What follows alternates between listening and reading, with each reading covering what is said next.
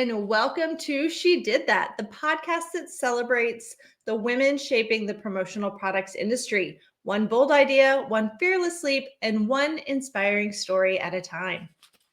I'm Emily Codner here with my fabulous co-host Amelia Model.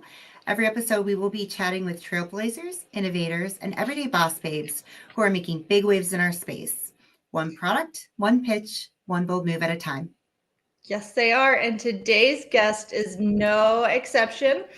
Abby Burke, National Account Executive at Clay Walker. She's got a story worth hearing, a journey worth celebrating, and you guessed it, she did that. How's it going? I'm great. How are you guys? Good. Welcome, good. Abby. Thank you. Thanks for joining having me. us. Yeah, thank you for joining us today. First of all, congratulations on your 2025 Rising Star recognition. That's incredible. Thank you. It is a well-deserved achievement. I can say that I've known you for a little while in the New England space. While you are clearly fabulous and fantastic, introduce yourself to our audience and tell us how you got into the promotional products industry. Yeah, so I think that it was about 4 years ago where I officially entered promo. And I do think, especially after a recent conference, I learned that most people stumbled their way in here. And the stories are very interesting. Mine came from, when I was in college, I needed sort of like a little hustle on the side. And I knew that unless you have 6 internships or something, by the time you graduate, it's a lot more challenging to get a job. So I hopped on Google and had no idea what promo was, but was like marketing companies, people near me. And I found a lady and I just called her and was like, hey, you want an intern? And she was through AIA, and it was just her. I think she had like a graphic designer. She was like, well, what do you want to do? And I was like, I don't know, just teach me stuff. So I started working for her just kind of a few hours a week. And then it morphed into, once I moved to California and I had kids, I started just whatever fit my schedule. So at that point, I kind of had a sense of promo because I might help make a presentation or the basics like that. But once my kids were in school full time, my son got to preschool, I was like, all right, like I'm ready to go. And so that's how I came over here to Walker Clay. I actually posted in a mom group. I was like, does anyone know any mother's hours or anything else I can add? And then they called me. I was taking my kid out of the car, walking into preschool. I remember I like had the phone like on one side of me. They're like, do you want to work full time? I was like, sure thing. And I've been here since. Wow, talk about a bold move. Just calling people and being like, hey, do you want to, you need an intern? I'll do it. Tell me what to do. Yep, it's exactly what happened. We have not heard that one yet. That is a new one. You're the first. You just check that box, Abby. That is awesome. So let's kind of dive in. You've accomplished a lot in your short time in promo, but let's start kind of light. So what's your favorite part of your job and working in promo? My favorite part is that as a human who gets bored fairly easily, I do not think in those 4 years I could say that I've had a single boring day. It's very unpredictable. It's very creative. It's very fast. And there's always something new. As soon as you finish one event, one project, like you're on to the next. So I just really love that part of it, that it's kind of not routine. There's just a lot to be excited about all the time. And I enjoy that. That's cool. Yep, that is true. It is never the same day. Never, ever, ever. So we're going to switch gears a little bit. Mm-hmm. So while you've made your impact on the promotional products industry, I've seen it firsthand, your TikToks, your creativity, the way you take AI and do some fantastic things, which we'll have to talk about another time. You've also made an incredible impact on your family. Why don't you tell us a little bit more about that? Yes. So back in April, which a little over 6 months now, I guess. I'd have to do the math, but I donated a kidney because my sister needed one, and I actually did not donate the kidney to her. Unfortunately, we had a new thing set up and my phone rings on my computer and I don't know how to turn it off. Sorry.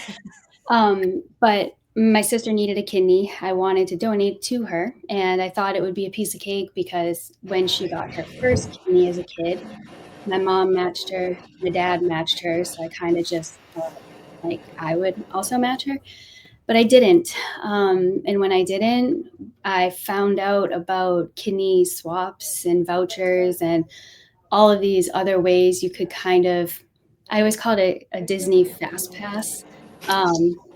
Like if I donated a kidney as a voucher, then my sister would get a fast pass. And what happened was my mom was terrified that I would donate a kidney and then somebody was going to take it to Alaska and run, and my sister would never get one.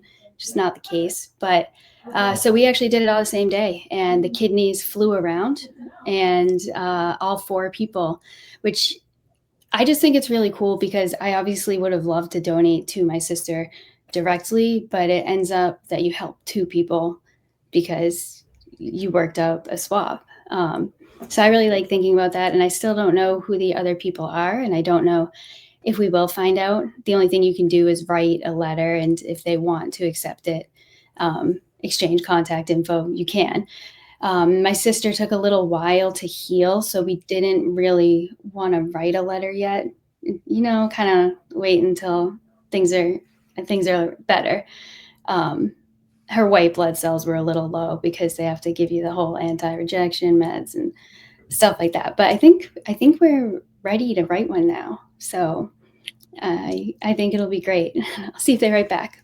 That's awesome. That's exciting. It's like a closed adoption for an organ. Yeah. It's a very interesting process. And a lot of people don't know about it. And I couldn't believe I didn't because my sister has never had kidney function. So I always knew I would be donating a kidney. The only reason I found out about this was because she had been on dialysis for like 4 years and it was not going well. And there were some times it was pretty scary. She overall was not approved for the surgery of receiving a kidney, but I was like, well, like, why don't I just go do the testing in the meantime type of thing? And so I just like found the number for National Kidney Registry and called them. And I was like, can I just get tested even though, I don't know if my sister can take one? And they're like, yeah, sure. So that's how I found out about it. And now I try to tell everyone, I'm like, you don't need to find a match. You just need to find a person willing to do it. So, which hopefully helps. That's awesome. Wow. We're just like, where do you go from there? I see a pattern here. So you unsolicitedly, you call a person, ask for an internship, say you don't care what you do, teach me. Then you start calling organ registries and being like, hey, I want to know more. I have an organ. Do you need it? How can I help? Yeah, I never made that connection, but I guess I do that. Yeah. That is a good trait to have.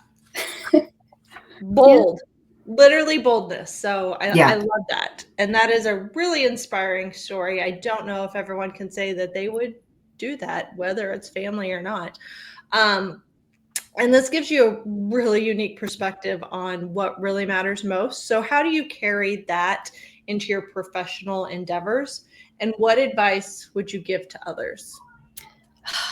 It's hard. So I think the kidney thing, my summary of it is just that it's important to care about other people. I think it's important to care about other people without necessarily getting something in return. Mm-hmm. And I think professionally that happens as well, where there's times I feel like I have very niche knowledge or experience, and there's never a time where if somebody wanted to speak to me about anything that I'm going to say no. And I feel like that's one of those, I know string theory isn't the right word for it, but I feel like the more you do that and have that mentality, like the more it comes back to you. And I do think that promo is really collaborative. And I noticed conversation recently, a lot of people talking about the whole mentor or mentee, and even that shifting to being like, well, you're my mentee, but you have stuff to bring to the table as well. So I guess my link between the two would be, I guess sharing is caring. And if you're doing it because you just genuinely want to, everything becomes a full circle at some point, and a good chain reaction, for the other people around you. Mm-hmm. Yeah. Absolutely. And I think that's also, I say this a lot when we have these conversations. I feel like that's what makes our industry so special, that it is so tiny that, what goes around comes around, as you say. And, we're all good people looking to help each other and continue success and grow. And I love that you said that. That's absolutely spot on. I'm going to stick with just sharing my promo items for now. I will keep my organs a little bit longer. I don't know if anyone would want anything that's inside of here. I don't think they want any of my organs. No. Oh, It they might really all be wanted tainted at mine. this point. So when you look at the future, where do you see yourself in the next 5 years? Well, as a achiever, top performer, Superstar, rising Yeah. star. I know, I feel like I've checked a few boxes already, but I guess I would like to be professionally successful.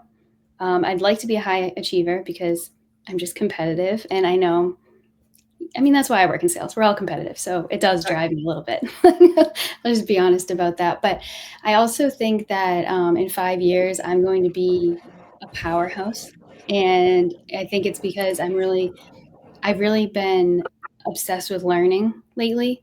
Okay. And I've been doing that professionally, but I've also been spending so much time on myself. Like, I have a personal coach, and I'm learning so much about like how my brain works organizationally. Like this lady is like teaching me ways to like organize my inbox that makes sense for my brain and like all sorts of stuff like that. So I feel like the work I'm going to do in 5 years on like understanding myself more and also like becoming educated in the industry, I think I'm going to be a powerhouse. I don't know in what way, I suppose, but something. There's going to be something there.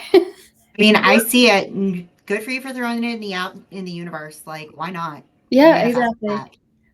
You're going to be on some more lists. We're going to have to just keep a running tally, and the introduction will be much longer because it'll take us 10 minutes just to get through all your accolades. And we'll be like, and she is also, and then. So are you going to do the Jason Kelsey thing then, Amelia, where you're like yelling out all these successes and like 47 seconds of nonstop breath and Oh, we can do that. Yeah, let's do Okay, that. so Let's work I'm on that. Jason, I'm the loud, and you're Travis. Is that what we're saying? I wasn't saying that, but that's okay. I would have no problem being Jason. I love Jason. Abby, do you want to be Taylor in this scenario? I don't know what we're doing here, but we just. I feel like that's all that's left for a character here. So yes, Yeah. I could be the Taylor. Yeah, I can be a hype guy for sure. Yes, let's do it. You get the accolades and become the powerhouse. There are some lists out there, so I'm going to be watching for you. What is your next bold move besides being on all these lists and just becoming a even more amazing human than you already are? Do you have anything else? Bold move. All right, so I guess a theme with me is rolling with it and trying to trust whatever path is appearing in front of me. So there will be a bold move, although I had a pretty bold year. It was like a lot going on. But no, I think I just try to keep my eyes open for things that might show up, what seems interesting, what seems like it makes sense for me. And I try to be smart about, even if something involves a little risk, if it feels like the right thing to do, I'm going to try and do it. So I wish I could tell you, but I don't know what it is yet. We'll find out together, maybe. That's okay. We'll be watching for you there. So thank you, Abby. Thank you for joining us today. And thank you, everyone, for joining us on She Did That. Excuse me. We look forward to seeing you next time. But for now, take it in, be inspired, then go do that. Have a great day. Bye, guys. Bye.